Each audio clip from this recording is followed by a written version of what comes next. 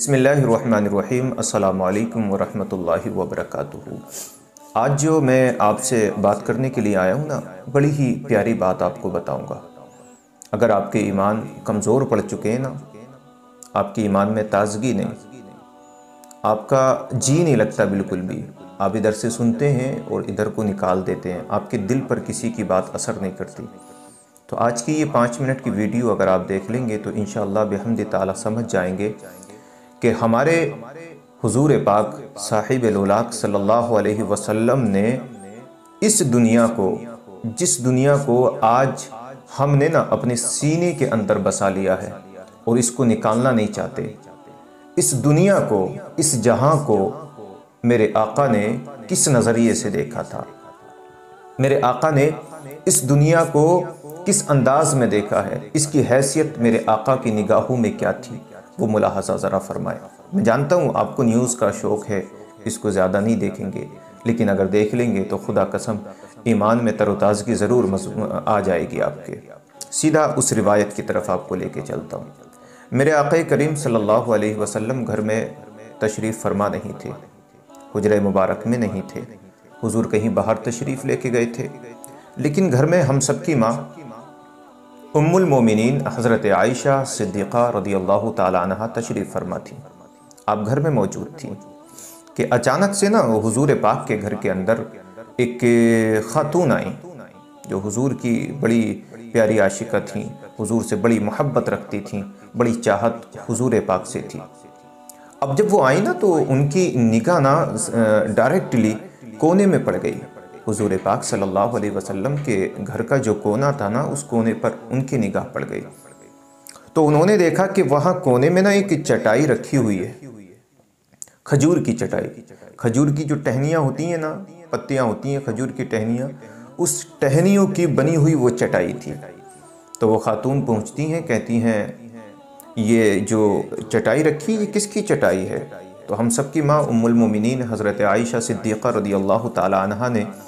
فرمایا کہ یہ حضور پاک صلی اللہ علیہ وسلم کا بستر مبارک ہے، یہ کوئی عام چٹائی نہیں، یہ حضور پاک کا بستر مبارک ہے۔ تو وہ جو خاتون آئی تھیں ان کی آنکھوں میں آنسو آ گئے کہ اللہ نے جن کو سارے جہان کا مالک بنایا ہے، خالق کل نے آپ کو مالک کل بنا دیا، دونوں جہاں ہیں آپ کے قبضہ و اختیار میں، جی ہاں۔ تو ان کی آنکھوں میں آنسو آ گئے اور وہ بولی کہ میں بس ابھی آتی ہوں گھر سے واپس۔ گھر گئیں اور ایک بہت بہترین روئی کا گدا لے کر کے حضور پاک کے گھر لے کر آئیں وہ، اور جہاں چٹائی رکھی تھی نا، وہ حضور پاک کا بستر مبارک رکھا تھا، اس کو وہاں سے اٹھایا، وہ روئی والا گدا رکھ دیا، اور ام المومنین حضرت عائشہ صدیقہ رضی اللہ تعالی عنہ سے عرض کرنے لگیں، کہنے لگیں کہ سرکار جب آئیں نا تشریف لے کے تو جی ہاں میں بڑی اچھی بات بتا رہا ہوں آپ کو، بھاگے نا مکمل سنیں، ایمان تازہ ہوگا۔ کہا جب سرکار آئیں نا تشریف لے کے میرے، تو سرکار سے فرمانا کہ سرکار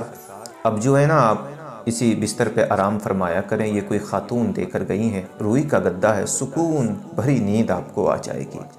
بس اتنی گفتگو ہوئی، وہ چلی گئیں واپس۔ اب کچھ دیر کے بعد نا سرکار دو عالم حضور صلی اللہ علیہ وسلم تشریف لے کے آ گئے۔ اب آتے ہی نا میرے سرکار کی نظر مبارک جو ہے اس بستر پہ چلی گئی۔ میرے آقا نے ارشاد فرمایا، کہا عائشہ یہ کیا معاملہ ہے آج ہمارے گھر کے اندر، یہ روئی کا گدا کیسے رکھا ہے، اور ہمارا وہ جو چٹائی والا بستر تھا وہ کہاں چلا گیا؟ تو حضرت عائشہ صدیقہ رضی اللہ تعالی عنہ عرض کرتی ہیں، کہتی ہیں سرکار آج ایک خاتون آئی تھی، ان کو بڑی چاہت ہے آپ سے، بڑی محبت، بہت زیادہ لگن ہے آپ سے سرکار، تو انہوں نے کہا کہ یہ مجھے اچھا نہیں لگتا کہ حضور چٹائی کے بستر پہ سوئیں، آرام فرمائیں، تو وہ اپنے گھر سے لے کے آئی ہیں سرکار یہ روئی کا گدا، اور کہہ کے گئی ہیں کہ سرکار سے کہنا کہ آج کے بعد میرے اس روئی والے گدے پہ سوئیں۔ آقا کریم صلی اللہ، اب یہ جو پوائنٹ کی بات ہے نا وہ میں آپ کے سامنے پیش کر رہا ہوں۔ آقا کریم صلی اللہ علیہ وسلم کی چشمان اقدس تر ہو گئی، میرے آقا رونے لگے۔ میرے آقا نے فرمایا عائشہ تم کیا سمجھتی ہو، کیا سمجھتی ہو، کیا میں دنیا کی سہولتیں حاصل نہیں کر سکتا؟ جملہ سنیں، کیا میں دنیا کی سہولتیں حاصل نہیں کر سکتا؟ میرے آقا نے ارشاد فرمایا عائشہ اگر میں چاہوں نا، میں چاہوں تو یہ بڑے بڑے پہاڑ میرے پیچھے سونا چاندی بن کر کے چلے، لیکن میں نے دنیا کی سہولتوں کو حاصل نہیں کیا، دنیا کو نہیں اپنایا، میں نے آخرت کو اپنایا ہے، میں نے آخرت کی سہولتیں دیکھی ہیں۔ اللہ اکبر کبیرہ۔ تو میرے آقا خود یہ بھی فرماتے ہیں، میرے آقا کا فرمان عالی شان ہے کہ دنیا میں ایسے رہو جیسے کہ سمندر میں ایک کشتی رہتی ہے۔ آپ نے دیکھا ہوگا کہ کشتی میں پانی نہیں آتا،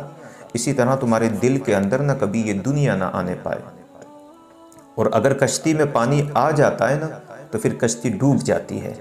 اسی طرح اگر تمہارے دل کے اندر دنیا آ گئی، تمہارے سینے کے اندر دنیا آ گئی تو تم ڈوب جاؤ گے اس دنیا کے اندر۔ یہی وجہ ہوتی ہے کہ یار ہم اپنے نیوز کے بارے میں آپ کو سمجھائیں، نماز کے بارے میں سمجھائیں، کسی بھی چیز کے بارے میں سمجھائیں، تھوڑی